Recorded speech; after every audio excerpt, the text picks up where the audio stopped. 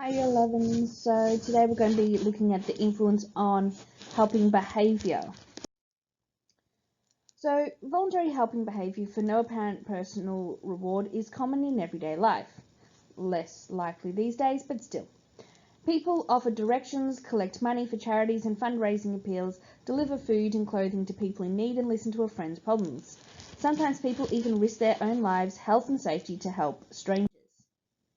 So this is considered pro-social behaviour. So pro-social behaviour is any behaviour that is intended, and we'll make sure we'll underline that word there, to help or benefit another person, group or society. So if you're going to define it, make sure that you include the word intended. Hint, hint, nudge, nudge. To determine whether behaviour is pro-social, the goal or underlying motive that initiates and drives the behaviour is a more important consideration than the actual outcome of the behaviour. So even if it doesn't work out, the whole idea of pro-social behaviour is the idea that you at least tried to help them out. So even if you jumped into a lake to save a girl, but you didn't end up saving the girl, it's still considered pro-social behaviour because you actually tried to help. You intended to. True pro-social behaviour is intentional. Let's just underline that word again. Hint, hint, nudge, nudge. Opening the door for someone who has their arms full of parcels is an example of pro-social behaviour. It doesn't matter whether you voluntarily opened the door or were asked to do it, the intention was to help someone. However, if the outcome of the behaviour benefits someone, but there is no intention to help, then the behaviour is not considered to be pro-social. For example, suppose that you were driving down a narrow laneway and you stop to remove a box that's in the way so you don't damage your car. You place the box on the footpath out of your way and drive off. This action will also benefit other motorists who use the laneway. However, the behaviour is not considered to be pro-social because it was not your intention to benefit other motorists. So you must have the intention to help somebody. So this is actually quite an interesting case. This is the case of Kitty Genovese. Yep. Kitty was murdered on a New York street in 1964. At around 3 a.m, after returning home from her work in a bar, Kitty was attacked by a knife-wielding man as she walked across the road from her car to her apartment. Kitty tried to escape, but her attacker caught her and repeatedly stabbed her. Kitty's screams of terror and desperate pleas for help, such as, "Oh my God, he stabbed me, please help me, I'm dying," woke 38 of her neighbours who switched their lights on and stood at their windows watching for up to 35 minutes as Kitty struggled and tried to escape her attacker. Her attacker eventually fled, but only after he had left Kitty to die on the footpath. Only one of Kitty's neighbours called the police. No one went to her aid. So she died there in the end. So they switched on their lights. They heard her. They knew that she was in trouble, but only one out of those 38 neighbours actually helped her, right? And when they turned on the lights, the attacker actually ran away. If somebody had gone down there or called the police at that point, right, she could have been saved. But because they didn't, and the attacker noticed that no one was coming down to help her, he came back and attacked her again. So this is what's known as the Bystander Effect. So why did they do nothing? Psychologists have identified a number of factors that influence the likelihood of pro-social behaviour occurring. These factors include the aspects of the situation in which help is required, social norms or social rules that inform us about our obligations to help, and personal factors associated with the individual who has the opportunity to help. And this video will be very helpful. I strongly recommend you watch that one. So Latane and Daly identified 3 key factors associated with the specific situation that influence whether people will be pro-social and help. These factors involve whether we notice the situation, whether we interpret the situation as one in which people needed help, and whether we are prepared to take responsibility for helping in that situation and consider actually doing something to help. So, for example, in the Kitty Genovese case, they noticed that someone was in trouble. They interpreted it as someone in trouble, but they weren't willing to take the responsibility of trying to save her life and at a personal risk to their own. So noticing the situation. Research findings indicate that both in laboratory and real-world field experimental settings, When individuals are on their own, they are quicker to notice something different or unusual than when they are in a group. A simple common sense explanation is that people in a group are more likely to be focused on their interactions with each other than their surroundings as compared to when they're alone.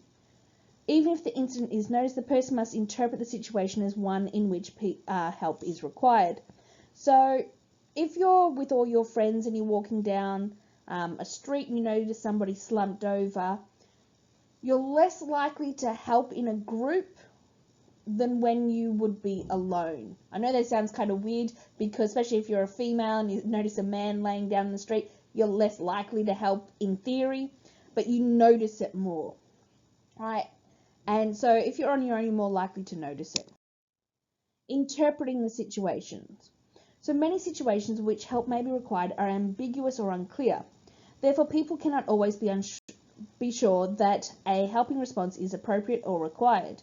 For example, if you saw someone slumped on the steps of a building in the middle of the day on the right, would you think that they were drunk, injured, ill, upset, affected by an overdose or of drugs, or simply resting?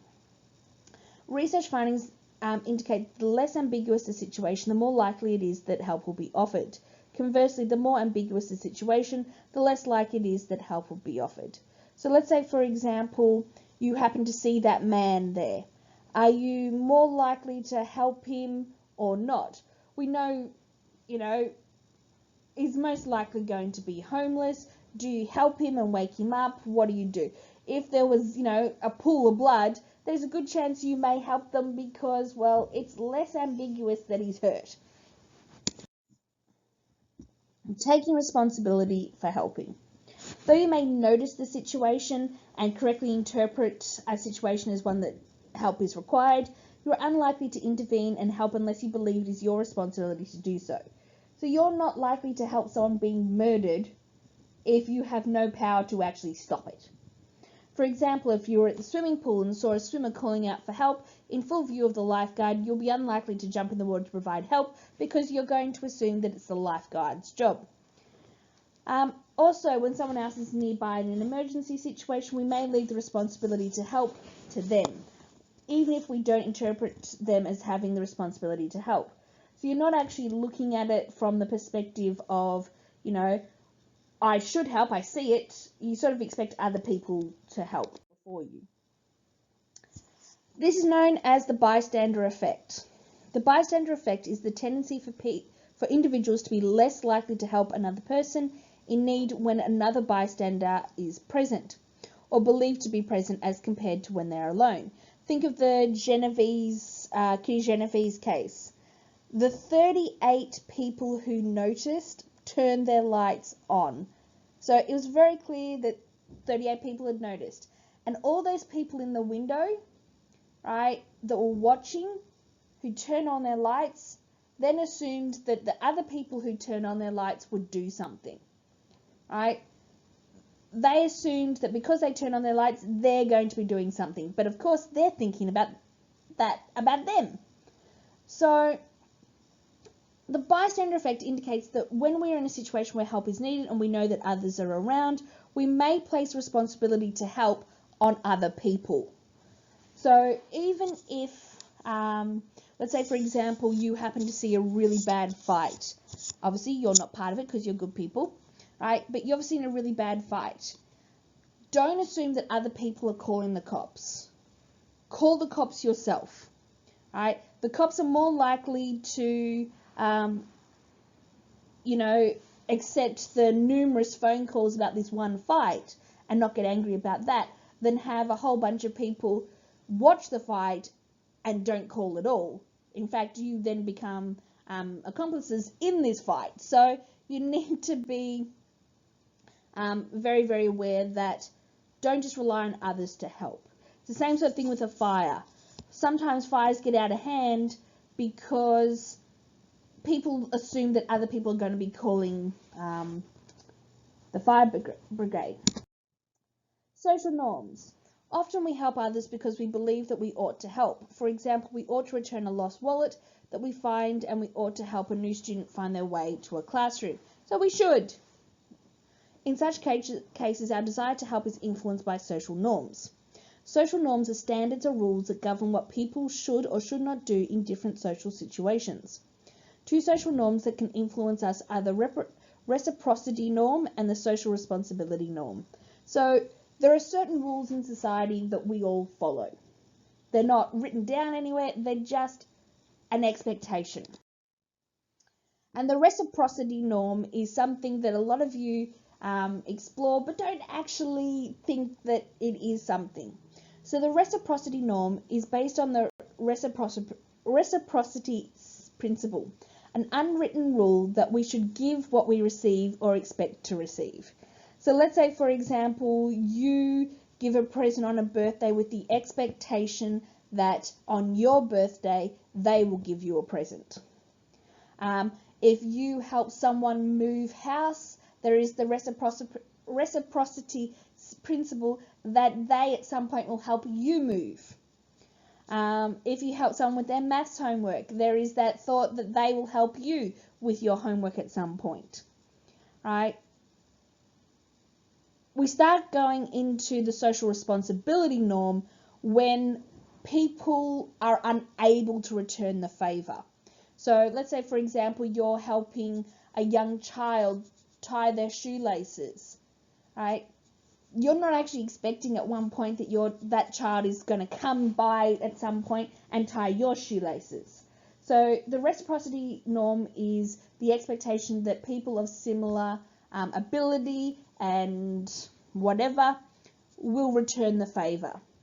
It becomes the social responsibility norm when you don't expect anything in return. So social responsibility norm prescribes that we should help people or help those who need help because it is our responsibility or duty to do so.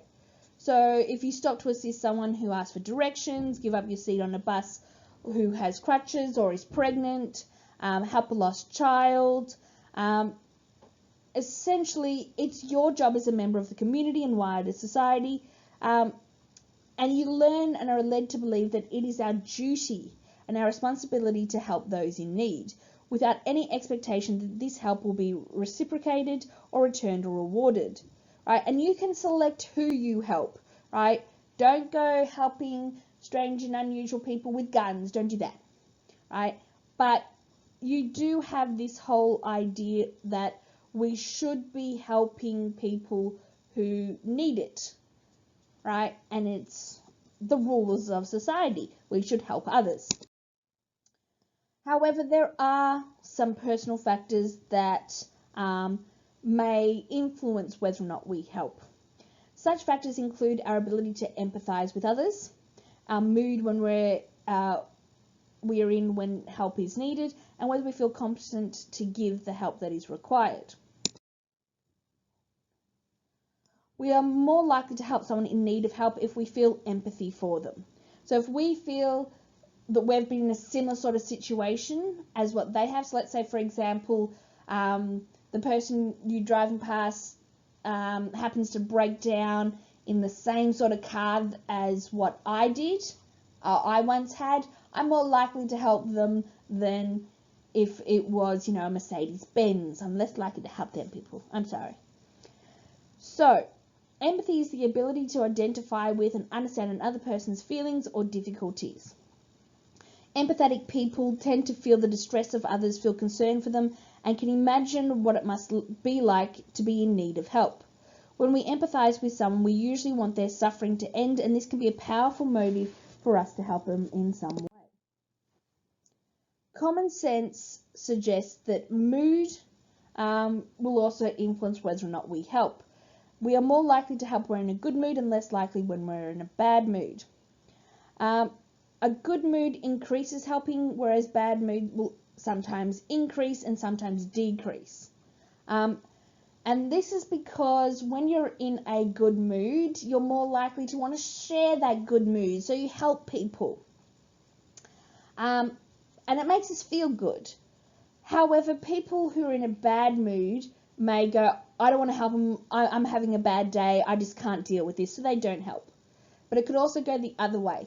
They want to get out of that bad mood and know that if they help them, they'll feel better about themselves. and they'll get into a better mood. So that's the theory.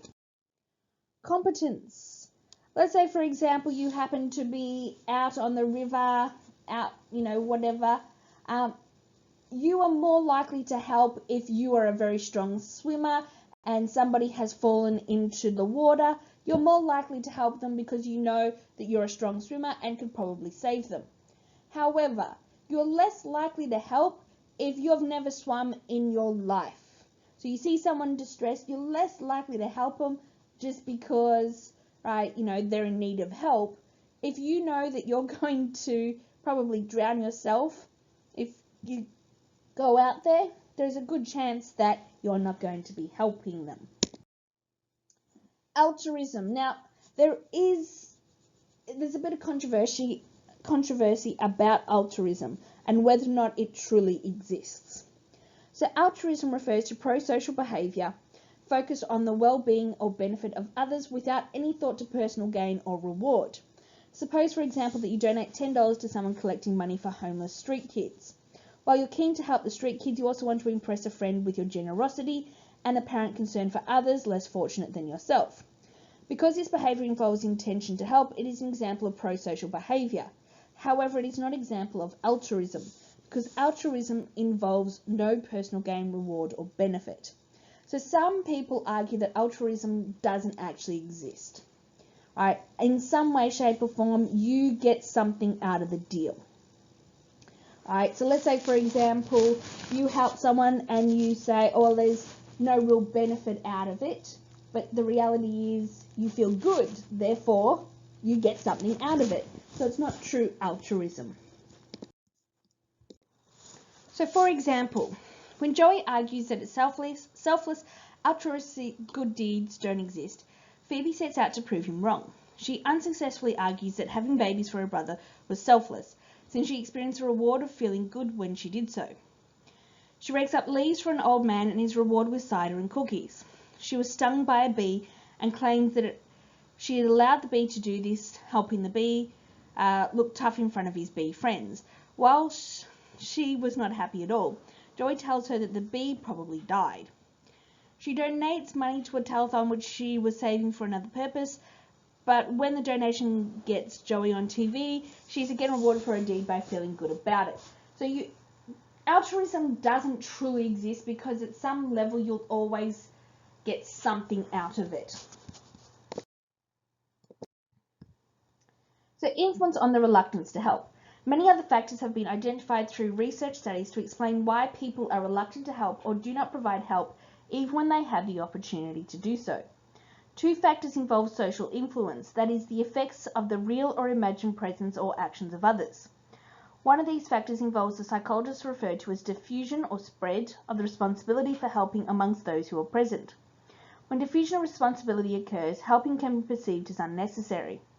We may also fail to help because we view others who are present as an audience and don't want to risk embarrassing ourselves in front of them, especially if the person we might have set out to help doesn't actually require help. So the diffusion of responsibility is the belief that in a situation where help is required and others are present, one or more other people will or should take responsibility for helping. When other people are present, responsibility is divided up or spread or diffused across the whole group. This leads each individual to feel less responsible for helping them than when alone because they assume that someone else will take on the responsibility of helping. Thus, diffusion of responsibility helps explain why no one helps when many people are present in a situation where help is required. And you'll notice it is very similar to the bystander effect. Audience inhibition. As well as diffusing responsibility for helping to the point that no one helps, the presence of other people can influence people not to help in other ways. For example, people may stand back and not do anything because they don't want to be embarrassed. The reason for failing to help is called audience inhibition, not helping another person because of fear of appearing foolish in the presence of others. So think about it this way.